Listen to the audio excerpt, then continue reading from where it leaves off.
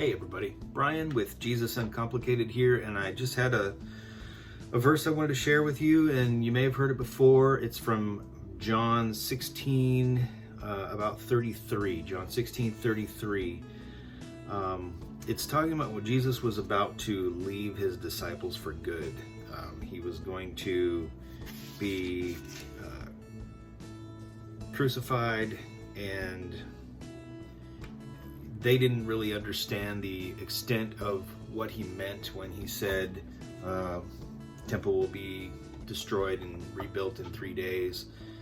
We know now he was crucified, died, rose from the grave 3 days later. But what he's doing here is he's preparing his disciples for when he wouldn't be around anymore. And so he's basically saying, I have overcome the world. Now, to overcome means to succeed in dealing with a problem or difficulty. And so because of what we're going through right now, and I know that everybody and their brother and every company out there and everyone pretty much is saying the phrase these difficult times, or during these unprecedented times and things like that. And I don't want to be another cliche, but it is rough. A lot of you have lost your jobs, your livelihoods. There's a lot of difficulty out there. There's a lot of stuff in the world that is happening because of COVID-19, but also because of the recent controversy. I mean, I guess the word controversy oversimplifies it, but it's a deep divide in our culture, primarily because of race that we've seen the past couple weeks.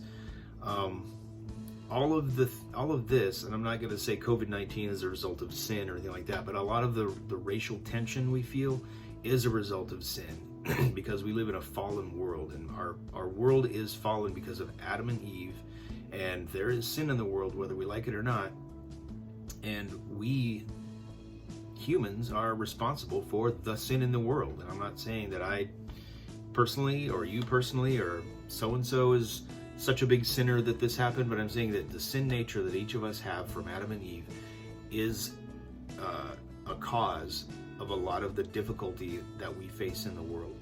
And so racial tension is a big part of that. And in fact, I don't know if I agree with this, but I heard somebody the other day say, well, there's no such thing as racism, it's sin. It's just sin is sin because racism is just sin. And I wouldn't simplify it to that extent, but racism is sin, and it's a result of sin. So a lifelong learned behavior to hate another person, I mean, it can't be described as anything other than sin. I didn't grow up with a lot of people of other races. We had some Native Americans, some people of Latin American descent. I think I went to high school with one black kid. And so we didn't really think about the struggles that a lot of people have to deal with every day.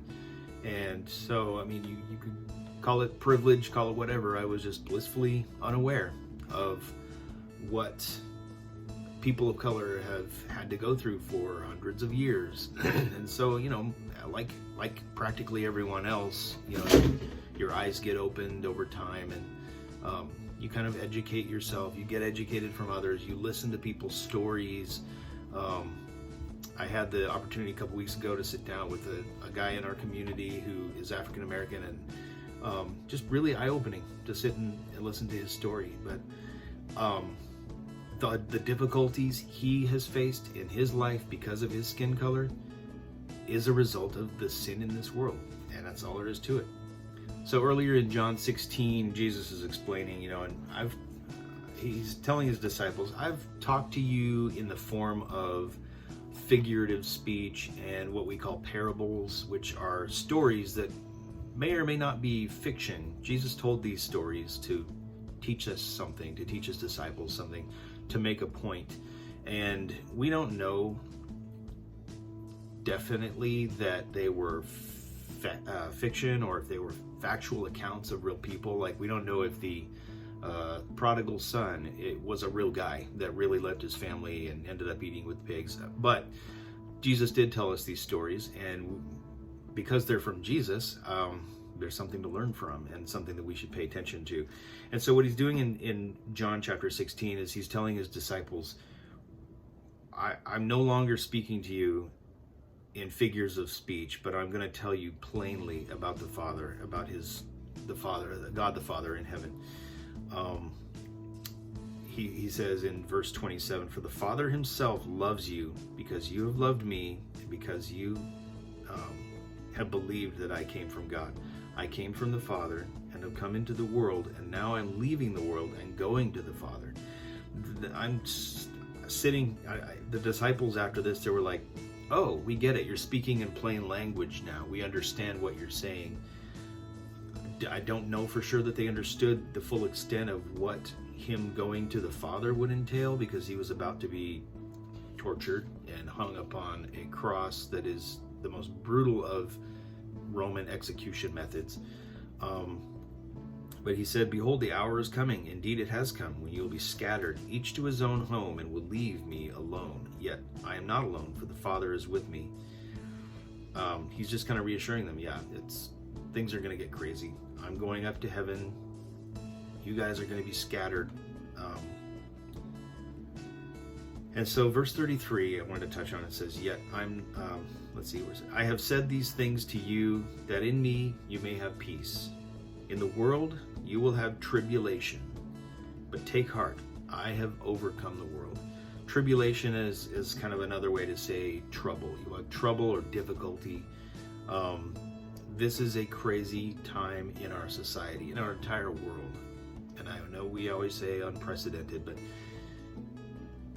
just crazy. Like, I can't wrap my brain around how extensive this period of history has become. It's nothing like I've ever seen. So we've been dealing this for months now, March, April, May, June, almost 5 months. And there's been a lot of trouble. A lot of you, like I said, have lost jobs, have lost means of income. My own family has been affected financially just because of our side gigs that we can't do right now. So, excuse me, it's a little, it's rough. And so the two big issues, COVID-19 and the race related troubles and difficulties, are like hitting a lot of people really hard. And I understand that. And I just love the fact that the latter half of John 16:33 says, in the world you will have tribulation or trouble, but take heart, I have overcome the world. To overcome, again, to succeed in dealing with a problem or difficulty, we can take heart because God has overcome the world. Jesus himself said in John, I have overcome the world. He didn't say, I'm going to overcome the world. I'm going to cause legislators to change things that help overcome the world. I know he said, I have overcome the world already, past tense. He overcame the world for us. We then, how do we respond to that? I'd love to hear your comments. So feel free to comment on this video or send me a message at mail@jesusuncomplicated.com. How can we respond to the fact that Jesus has overcome the world? What does that look like? What does that mean for us? I personally think it means to live every day under the understanding that we are victorious. We are dealing with a lot of crap. We will get through it. We are putting up with a lot of garbage. We will get through it. We are seeing our brothers and sisters hurt, killed, murdered, persecuted all over the world, and we will get through this. So that's kind of what it says to me, and I know that's kind of a simplification, but if you I'd love to hear your thoughts. Just feel free to send me a message, shoot a comment. I'll leave you with a little plug for the book. My book, Jesus Uncomplicated, came out February 1st of 2020, and it's basically boils down the idea of who Jesus is, what he did, what he continues to do.